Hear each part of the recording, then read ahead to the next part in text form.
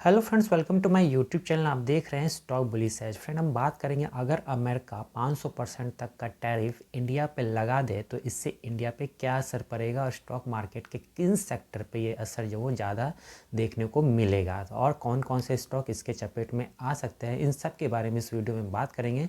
तो friend, video में बने रहिएगा।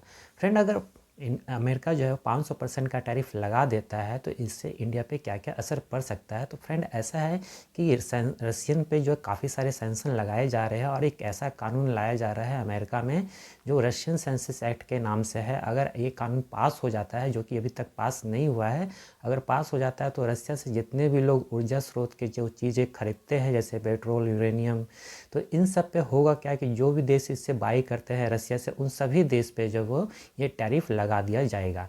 यानी 500% तक का टैरिफ वो लग सकता है। तो इससे क्या क्या असर हो सकता है, तो इंडिया का एक्सपोर्ट काफ़ी महंगा हो जाएगा। अगर एक्सपोर्ट महंगा हो जाएगा तो चीज़ें जो काफ़ी महंगी हो जाएगी। अमेरिकन जो लोग हैं वो अमेरिकन कंपनी से बाय नहीं करेंगे तो बायर्स नहीं मिलेंगे इंडिया को। अगर इंडिया को बायर्स नहीं मिलेंगे तो अपना प्रोडक्ट फ़िलहाल कहाँ बेचेंगे।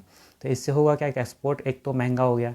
अब इससे होगा क्या कि जो इंडियन कंपनी है, मैन्युफैक्चरिंग कंपनी जो एक्सपोर्ट करती है, उनका जो प्रोडक्शन है वो काफ़ी कम हो जाएगा। अब प्रोडक्शन कम हो जाता है फ्रेंड, तो इससे नौकरियां कम हो जाएगी, क्योंकि अगर प्रोडक्शन कम होता है तो वर्क फ्लो कम हो जाता है और वर्क फ्लो अगर कम हुआ तो नौकरियां खतरे में आ जाती है, न्यू हायरिंग नहीं हो पाएगी। इसी बीच में अगर इंडिया कोई ऐसा पैनिक सिचुएशन में कोई ऐसा कदम उठा ले कि रसिया से ऑयल खरीदना बंद कर दे इस प्रेशर में, तो इंडिया में इन्फ्लेशन रेट भाग सकता है। तो आपका इस पर क्या कमेंट है फ्रेंड कि इंडिया को जो है वो रसिया से तेल खरीदते रहना चाहिए या कम कर देना चाहिए? आप हमें कमेंट में लिख के ज़रूर बताइएगा। वैसे मुझे लगता है कि अभी इस सिचुएशन में देखते हुए रसिया एक रिलायबल फ्रेंड है, स्ट्रेटेजिक पार्टनर है और ट्रेडिंग पार्टनर भी, तो उससे बने रहना चाहिए। अब बात कर लेते हैं कि इसके नेक्स्ट पॉइंट के बारे में कि डॉलर का जो इसमें इन्फ्लो होगा वो भी काफ़ी कम हो जाएगा, क्योंकि जो प्रोडक्ट है वो बाई सेल तो हो नहीं रहा है, तो डॉलर का इन्फ्लो कम हो जाएगा। तो इससे रुपये पे भी काफ़ी असर देखने को मिल सकता है। इंडिया चाहे तो अल्टरनेटिव मार्केट ढूंढना होगा, क्योंकि अगर अमेरिका ऐसे सैंक्शन लगा देता है 500% टैरिफ का, तो इंडिया को दूसरा मार्केट देखना होगा, जैसे यूरोप हो गया, एशिया हो गया, एशिया के बाकी कंट्रीज हो गए, अफ्रीकन हो गए, तो मिडिल ईस्ट, इन सब में अपना मार्केट जो वो ढूंढना होगा। अब इंडिया और क्या कर सकता है, काउंटर टैरिफ कर सकता है। इंडिया भी यूएस के कुछ प्रोडक्ट पर टैरिफ जो है वो बढ़ा सकता है, जो पहले भी हुआ है। अब बात करते हैं कि किन किन सेक्टर पे असर पड़ेगा और इसके कुछ स्टॉक्स के बारे में। तो अब बात करते हैं फ्रेंड, जो पहला सेक्टर है वो टेक्सटाइल एंड गारमेंट कंपनीज़ का है। तो इसमें कुछ स्टॉक्स है जो कि Arvind Limited, Welspun Living, Trident, KPR Mill, Page Industries, partial.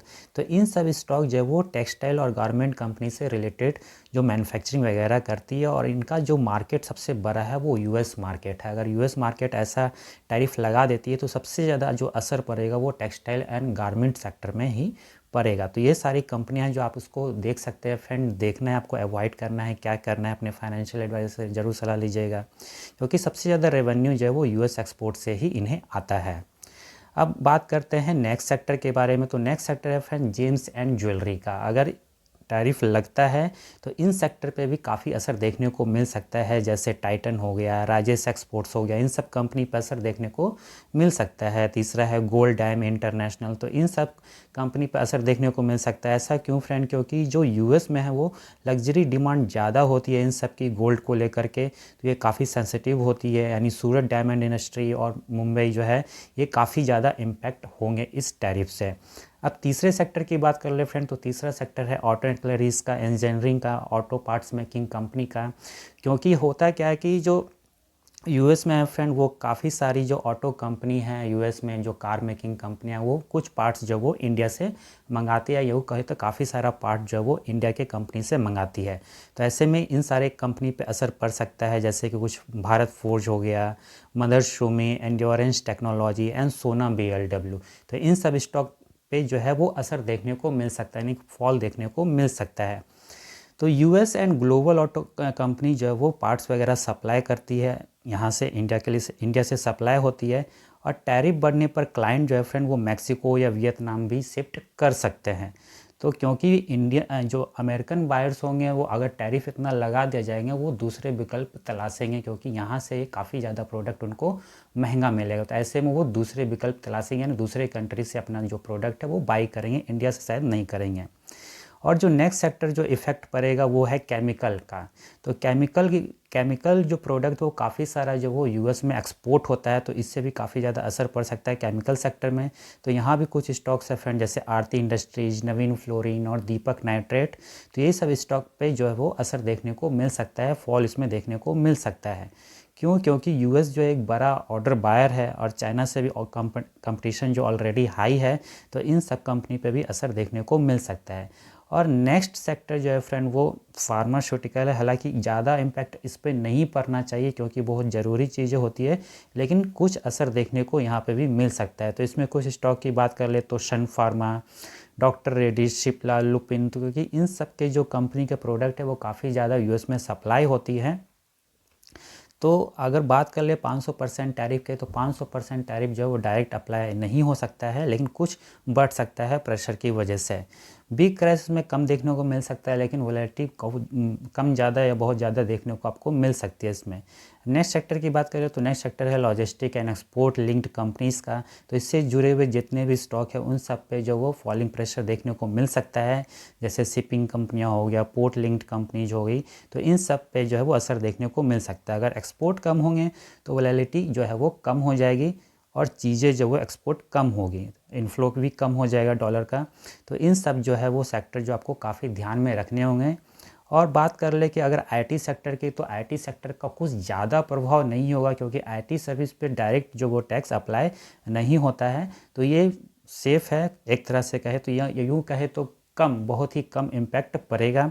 दूसरा है डोमेस्टिक कंजप्शन स्टॉक। तो इन सब पे जो है वो सेफ़ है इस तरह का से। और रिन्यूएबल एनर्जी जो सेक्टर है वो भी सेफ़ है क्योंकि वो इंडिया पे है। यानी यूएस डिपेंडेंसी जितना भी सेक्टर है उन सब पे जो है वो ये प्रभाव देखने को मिल सकता है। अगर आप कहें तो मैं आपको एक टैरिफ प्रूफ सेक्टर बता दूं जिसमें आप ध्यान रख सकते हैं इन्वेस्टमेंट के तौर पे लॉन्ग टर्म पर्पस के लिए, तो उन सब के लिए भी मैं वीडियो जो है वो जल्दी ही ले आऊँगा। अब बात कर लेते हैं ऐसे में इन्वेस्टर को क्या करना चाहिए। तो पैनिक सेलिंग नहीं करना चाहिए, अपने फाइनेंशियल एडवाइज़र से सलाह लेना चाहिए। एक्सपोर्ट हैवी स्टॉक्स में शॉर्ट टर्म रिस्क हो सकता है या मीडियम टर्म रिस्क हो सकता है। पोर्टफोलियो में IT stock, defence stock, renewable stock, ये सब स्टॉक आप देख सकते हैं अपने पोर्टफोलियो में रखने के लिए। डोमेस्टिक स्टॉक देख सकते हैं जिसमें कि जो है वो यूएस की डिपेंडेंसी कम हो। तो ये लॉन्ग टर्म में आपको एक अच्छा अपॉर्चुनिटी बना करके दे सकती है।